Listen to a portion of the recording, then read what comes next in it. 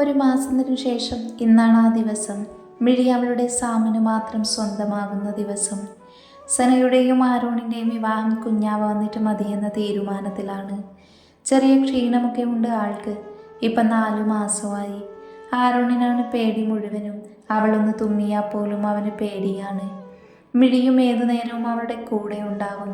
അവൾക്ക് വേണ്ടതെല്ലാം ചെയ്തു കൊടുത്തു. സാം അവൾക്ക് വേണ്ടതെല്ലാം വാങ്ങിക്കൊടുക്കും. ഒരു ചേട്ടൻ്റെ എല്ലാ ഭയവും അവനുമുണ്ട്. മിഴി മുന്നിലുള്ള കണ്ണാടിയിൽ നോക്കി. തൂവെള്ള നിറത്തിലുള്ള ആ വിവാഹ വസ്ത്രം തനിക്ക് നല്ലതുപോലെ ഇണങ്ങുന്നുണ്ട് എന്ന് അവൾക്ക് തോന്നി.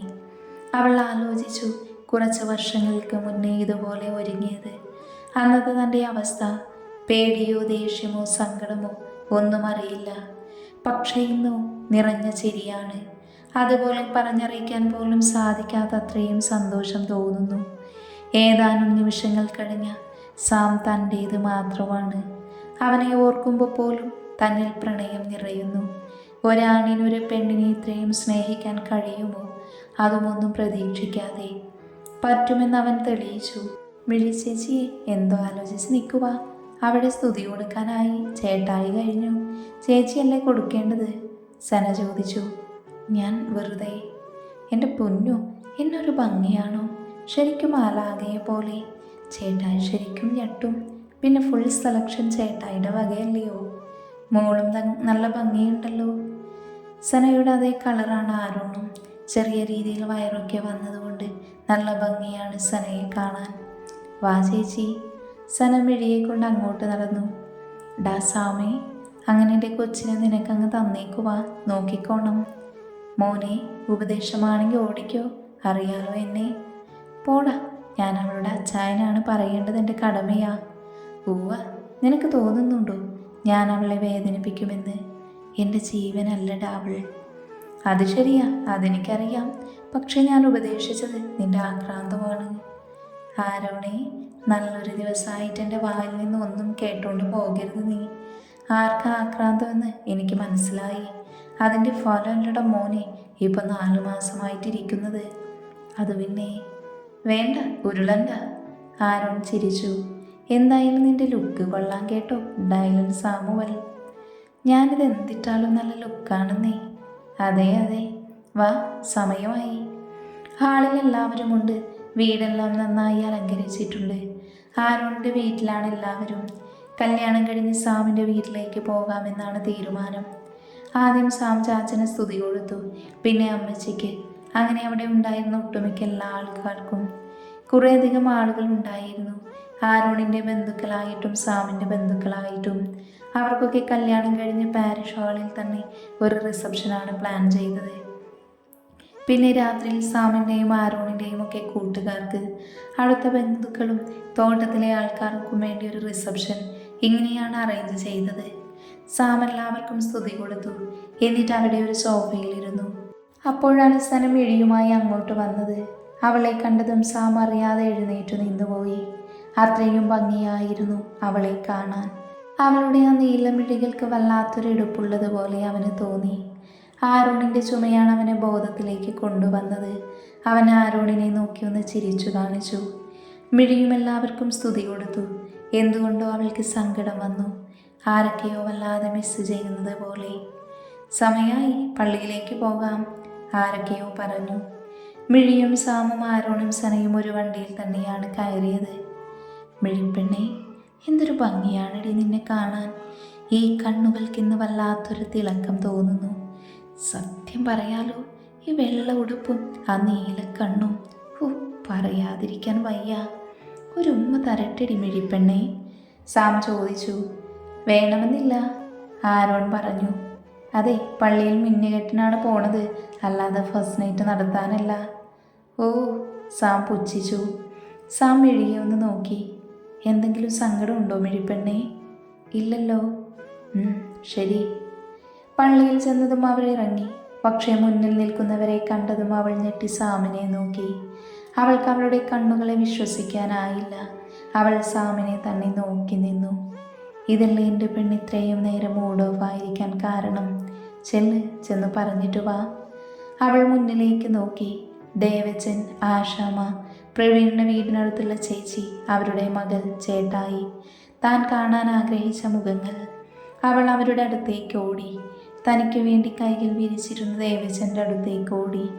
ആ കരവലയത്തിൽ ഒതുങ്ങിക്കൂടി നിൽക്കുമ്പോൾ ആ പഴയ നക്ഷത്രം ആയതുപോലെ. പക്ഷേ ആ ഭയവും പേടിയും ഇപ്പോൾ ഇല്ല. നിറഞ്ഞ പുഞ്ചിരി മാത്രം. എൻ്റെ പൊന്നുമോളെ, ദേവൻ കരയുകയായിരുന്നു. ഒന്നും അറിഞ്ഞില്ല കുഞ്ഞെ, ആ കാലിൻ്റെ കയ്യിൽ കിടന്നെൻ്റെ കുഞ്ഞ്. അവൾക്ക് അത്ഭുതമൊന്നും തോന്നിയില്ല. കാരണം സ്വന്തം അച്ഛനേക്കാൾ തന്നെ സ്നേഹിക്കുന്നത് ഈ മനുഷ്യനാണ്. അപ്പോഴേക്കും ആശാമ്മ അവളെ അവരുടെ നെഞ്ചിലേക്ക് ചേർത്തു. അമ്മയുടെ മോളെ, അന്ന് കുഞ്ഞിൻ്റെ കല്യാണം കാണാൻ പറ്റാതെ പോയതോർത്ത് ഒരുപാട് വിഷമിച്ചു. പക്ഷേ ഇപ്പോൾ തോന്നുന്നു അത് നന്നായി എന്ന്.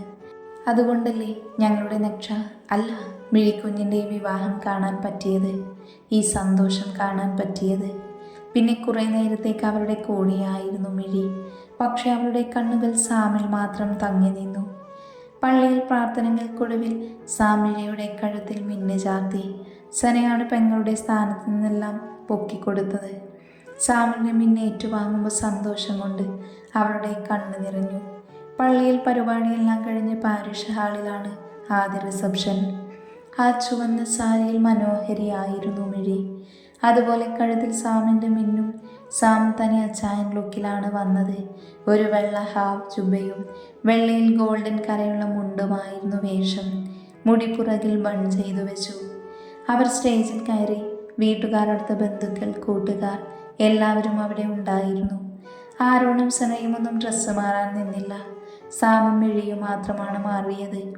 സ്റ്റേജിൽ കയറി ആദ്യം സാം മിഴിയുടെ നെറ്റിയിൽ സിന്ദൂരം ചാർത്തി കൊടുത്തു. വല്ലാത്തൊരു ഭംഗിയായിരുന്നു അവൾക്കപ്പോൾ. പിന്നെ കേക്ക് മുറിച്ചു.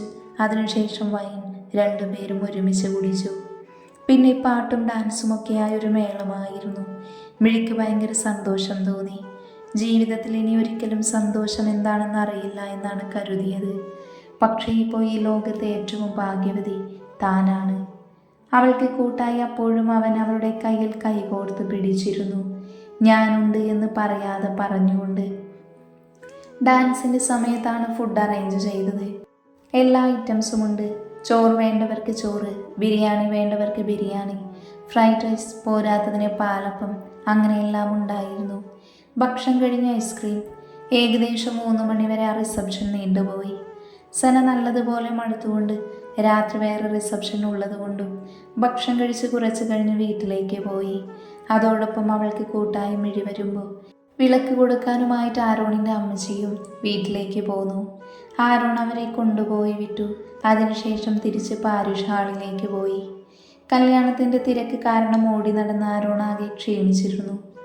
സാമും മിഴിയും വീട്ടിലെത്തിയപ്പോൾ ഏകദേശം 3:30 കഴിഞ്ഞു. ഇത്രയും നാളും ഈ വീട്ടിൽ തന്നെയായിരുന്നു നിന്നത്. പക്ഷേ ഇന്ന് സാമിൻ്റെ കൈപിടിച്ച് ഇവിടേക്ക് വരുമ്പോൾ പറഞ്ഞറിയിക്കാൻ പറ്റാത്ത അത്രയും സന്തോഷം. അമ്മച്ചി അവരെ കുരിശ് വരച്ച് അകത്തേക്ക് കയറ്റി. വലതുകാല് വെച്ച് മിഴി ഒരിക്കൽ കൂടി ആ വീടിൻ്റെ പടി ചവിട്ടി. അകത്തു കയറി മധുരം വെക്കലൊക്കെ കഴിഞ്ഞു. അവിടെയുള്ള ഓരോരുത്തരെയും മിഴിക്ക് അമ്മച്ചിയൊക്കെ പരിചയപ്പെടുത്തി കൊടുത്തു. അപ്പോഴെല്ലാം സാം അവൾക്കൊരു തണലായി കൂടെ ഉണ്ടായിരുന്നു. മക്കളെ, നിങ്ങൾ പോയിന്ന് കിടന്നു, ക്ഷീണം കാണും, പിന്നെ രാത്രിയിൽ പരിപാടിയില്ലേ, അമ്മച്ചി അവരോട് പറഞ്ഞു. അത് കേൾക്കാൻ കാത്തിരുന്ന പോലെ സാം മിഴിയുമായി മുകളിലേക്ക് കയറി. സന വയ്യാത്തതുകൊണ്ട് മുകളിലേക്ക് കയറണ്ടെന്ന് സാം പറഞ്ഞു. ഡ്രസ്സ് മാറാൻ സാം മിഴിയെ സഹായിക്കാമെന്ന് അവൻ പറഞ്ഞു. ആദ്യമായാണ് മിഴി സാമിൻ്റെ മുറിയിൽ കയറുന്നത്. അവൾക്ക് പ്രത്യേകിച്ച് ഭയമൊന്നും തോന്നിയില്ല. സാമുള്ളപ്പോൾ താൻ എന്തിനു ഭയക്കണം? അവൾ റൂം മുഴുവൻ നോക്കി. Baby pink and white combination ആയിരുന്നു ആ റൂം. നല്ലൊരു എടുപ്പുണ്ട് അവിടെ എന്ന് അവൾക്ക് തോന്നി. മിഴിയെ, സാം അവളെ വിളിച്ചുകൊണ്ട് പുറകിൽ നിന്ന് പുണർന്നു. എന്തോ? അവൾ വിളി കേട്ടു. എനിക്കിന്ന് ഈ ലോകം മുഴുവൻ സ്വന്തമാക്കിയതിനേക്കാൾ സന്തോഷമുണ്ട്. ഇപ്പം എൻ്റേത് മാത്രമായില്ലേ ഈ മിഴിപ്പെണ്ണ്. സത്യം പറയാലോ, നീ എനിക്ക് മിസ്സാകുമെന്നാ കരുതിയേ, പക്ഷേ മിസ്സിസായി. അവനൊരു കണ്ണൊരുക്കിക്കൊണ്ട് പറഞ്ഞു. അവൾ അത് കേട്ട് ചിരിച്ചു. വാ, തലയിലുള്ളതെല്ലാം അഴിച്ചു തരാം. സാം അവളുടെ തലയിലുണ്ടായിരുന്നതെല്ലാം അഴിച്ചു കൊടുത്തു. പോയി കുളിച്ചു, എന്നിട്ടുറങ്ങാം. Night 7 മണിക്കല്ലേ party. മിഴി കുളിക്കാൻ പോയി. ആ നേരം സാം അടുത്ത റൂമിൽ പോയി അവനും കുളിച്ചു. കുളി കഴിഞ്ഞ് മിഴി വന്നപ്പോഴേക്കും സാമുമെത്തി. മിഴി കണ്ണാടിയിൽ നോക്കി മുടിയൊന്ന് ശരിയാക്കി. സാം അവളെ തന്നെ നോക്കി നിന്നു. മാഞ്ഞു തുടങ്ങിയ സിന്ദൂരം കുളിച്ചതുകൊണ്ട് വെള്ളത്തുള്ളികൾ അവിടെവിടെയായി പറ്റിപ്പിടിച്ചിരിക്കുന്നു. അതിലൊക്കെ ഉപരി അവളുടെ നീലക്കണ്ണുകൾ. എന്തെങ്ങനെ നോക്കുന്നേ സാം? മിഴി ചോദിച്ചു. ചുമ്മാ, എൻ്റെയല്ലേ? അതേ മിഴിപ്പെണ്ണെ, സനക്കൊച്ച് ആരോണിനെ വിളിക്കുന്നത് പോലെ ഇച്ഛായ എന്നൊന്ന് വിളിച്ചൂടെ? ഇല്ല, എനിക്കങ്ങനെ വിളിക്കാൻ തോന്നുന്നില്ല, അവൾ കുസൃതിയോടെ പറഞ്ഞു. ഓ, അങ്ങനെയാണോ? എങ്കിൽ ഞാൻ വിളിപ്പിച്ചിരിക്കും. ബെറ്റാണ്. വിളിക്കില്ല, ബെറ്റ്. അപ്പം രണ്ടും കൽപ്പിച്ചാണല്ലേ മിഴിയെ? അതെ, ബെറ്റെന്താ? ബെറ്റ് ഞാൻ ജയിച്ച ഞാൻ എന്ത് ചോദിച്ചാലും തരണം. മിഴിയൊന്ന് ആലോചിച്ചു, പിന്നെ പറഞ്ഞു തരാമെന്ന്. ഒന്നുകൂടെ ആലോചിച്ച് നോക്കിക്കോ വേണമെങ്കിൽ, സാം പറഞ്ഞു. വേണ്ട, ഇനി ഞാൻ ജയിച്ച സാമിൻ്റെ പകുതി മീശ ഞാൻ എടുക്കും. ഹമ്പടി കേമി. അവളും ചിരിച്ചു. വാ, കിടക്കാം. 6:30 ആയപ്പോഴേക്കും ഒരുക്കാൻ ആളുകൾ വന്നു. റോയൽ റെഡ് കളറായിരുന്നു മിഴിയും സാമും. ആ ഡ്രസ്സിൽ ഒരു രാജകുമാരിയെ പോലെ തോന്നി മിഴിയെ കണ്ട്. ഹൈലൈറ്റ് അവളുടെ നീലക്കണ്ണുകൾ തന്നെയായിരുന്നു. ആ ഡ്രസ്സും അതേ കളർ സിന്ദൂരവും എല്ലാം കൂടി ഒരു രാജകുമാരി തന്നെയായിരുന്നു അവൾ. നേവി ബ്ലൂ ആയിരുന്നു സനയും ആരോണും. രണ്ടുപേരും മുന്നിൽ തന്നെയുണ്ട് എല്ലാത്തിനും. സമയമായപ്പോൾ പാർട്ടി തുടങ്ങി. അടുത്തുള്ളൊരു ഓഡിറ്റോറിയത്തിലായിരുന്നു പാർട്ടി അറേഞ്ച് ചെയ്തത്. നിറയെ ലൈറ്റുകൾ അലങ്കരിച്ച് റോഡ്വേയിലൂടെ സാമിൻ്റെ കൈപിടിച്ച് മിഴി നടന്നു. ആളുകളെല്ലാവരും അവരെ തന്നെ നോക്കി നിന്നുപോയി. കാരണം അത്രയുള്ള ഭംഗിയായിരുന്നു അവരെ കാണാൻ. എത്രത്തോളം ഗ്രാൻഡാക്കാമോ അത്രത്തോളം ആരോണത് ഗ്രാൻഡാക്കിയിരുന്നു. സ്വന്തം പെങ്ങൾ തന്നെയാണ്, അതുപോലെ സ്വന്തം കൂടപ്പിറപ്പ് തന്നെയാണ് സാമ്. ഒരു കുറവ് വരാൻ പാടില്ല എന്ന നിർബന്ധം ആരോണിനുണ്ടായിരുന്നു. സ്റ്റേജിൽ ഏതോ ഒരു പെണ്ണ് ആങ്കറിങ് ചെയ്യുന്നുണ്ട്. സനക്ക് ആഗ്രഹം ഉണ്ടായിരുന്നെങ്കിലും സാമിനും ആരോണിനും മിഴിക്കുമൊക്കെ പേടിയായിരുന്നു. കാരണം പെട്ടെന്ന് തല കറങ്ങിയാലോ എന്ന് ആലോചിച്ച്. പിന്നെ കുറേ നേരം നിൽക്കണ്ടേ? ആദ്യം അവർ സ്റ്റേജിൽ വന്നു. പിന്നെ കുറച്ചു നേരം സാമിനെയും മിഴിയെയും പറ്റി പറഞ്ഞു. ബോറടിച്ചപ്പോൾ സാം മിഴിയുടെ ലഹങ്കയുടെ ഇടയിലൂടെ കാണുന്ന അവളുടെ വയറിൽ തലോടി. മിഴി അവനെ നോക്കി പേടിപ്പിച്ചു. അപ്പോൾ സാം മിടുക്കനായി ഒന്ന് കണ്ണടച്ച് കാണിച്ചു. പിന്നെ കുറേ നേരം ഗിഫ്റ്റ് കൊടുക്കലും ഫോട്ടോ എടുക്കലും ഒക്കെ ആയിപ്പോയി. അതിൻ്റെ ഇടയിൽ പാട്ടും ഡാൻസും ഒക്കെ ഉണ്ടായിരുന്നു. സാം അവൻ്റെ കലാപരിപാടികൾ തുടർന്നുകൊണ്ടേയിരുന്നു. മിഴി അവനെ കൊണ്ട് തോറ്റു എന്ന അവസ്ഥയിലാണ്. ഗിഫ്റ്റ് കൊടുക്കലൊക്കെ കഴിഞ്ഞ് ആങ്കർ മിഴിയെയും സാമിനെയും വിളിച്ചു. അടുത്തതായി നമുക്കൊരു റൊമാൻറ്റിക് സീൻ ക്രിയേറ്റ് ചെയ്ത് നോക്കിയാലോ? ഇവർ തമ്മിൽ എന്തെങ്കിലും കെമിസ്ട്രി ഉണ്ടോ എന്ന് നോക്കാലോ? ഇവിടെ റൊമാൻറ്റിക് സോങ് പ്ലേ ചെയ്യും, അതിനൊരു ഡാൻസ് കളിക്കുക, അത്രയേ ഉള്ളൂ. ദൈവമേ, ഇവൻ കെമിസ്ട്രി ബയോളജി ആക്കരുതേ, ആരോൺ മനസ്സിലോർത്തു. മിഴിക്ക് ചെറുതായി ചമ്മല് തോന്നി ഇത്രയും ആളുകളുടെ മുന്നിൽ. പക്ഷേ സാം അവളെയും കൊണ്ട് സ്റ്റേജിൽ നടുക്കായി ചെന്നു നിന്നു. പെട്ടെന്ന് ലൈറ്റ്സ് മുഴുവനും അണഞ്ഞു. സ്പോട്ട് ലൈറ്റ് ഓണായി. സാമിനെയും മിഴിയെയും മാത്രം ഫോക്കസ് ചെയ്തു. ആ പാട്ടിനൊപ്പം സാമും മിഴിയും ഡാൻസ് കളിച്ചു തുടങ്ങി. അവർ ചുറ്റുമുള്ളതൊന്നും അറിഞ്ഞില്ല. അവർ മാത്രം. അവളുടെ നീലക്കണ്ണിൻ്റെ മാന്ത്രികതയിൽ കുടുങ്ങിപ്പോയിരുന്നു അവൻ. അവളും അവനിൽ മാത്രം ഒതുങ്ങിപ്പോയിരുന്നു. ഏതോ ലോകത്തെന്നതുപോലെ അവർ ചുവട് വെച്ചു. കുറച്ചു നേരം കഴിഞ്ഞ് ഡാൻസ് പോലും അവർ മറന്നു. പരസ്പരം കണ്ണിൽ കണ്ണിൽ നോക്കി നിന്നു. ഏതോ ഒരു നേരം ചുണ്ടുകൾ തമ്മിലടുത്തു. സാം അവളുടെ ചുണ്ടിൽ ചുംബിച്ചു. പെട്ടെന്ന് ചുറ്റുമുള്ള കയ്യടികളാണ് സാമിനെ ബോധത്തിലേക്ക് കൊണ്ടുവന്നത്. അപ്പോഴേക്കും കേക്ക് കട്ട് ചെയ്യാമെന്ന് ആങ്കർ പറഞ്ഞു. കേക്ക് കട്ട് ചെയ്ത് ആദ്യം സാം മിഴിക്ക് കൊടുത്തു. ആ സമയം അറിയാത്തതുപോലെ അവൻ മിഴിയുടെ ചുണ്ടിലൊന്ന് ഞെരടി വിട്ടു. അവൾ ഞെട്ടി അവനെ ഒന്ന് നോക്കി. അവന് ചുമ്മാ എന്ന് ചുണ്ടനക്കി കാണിച്ചു.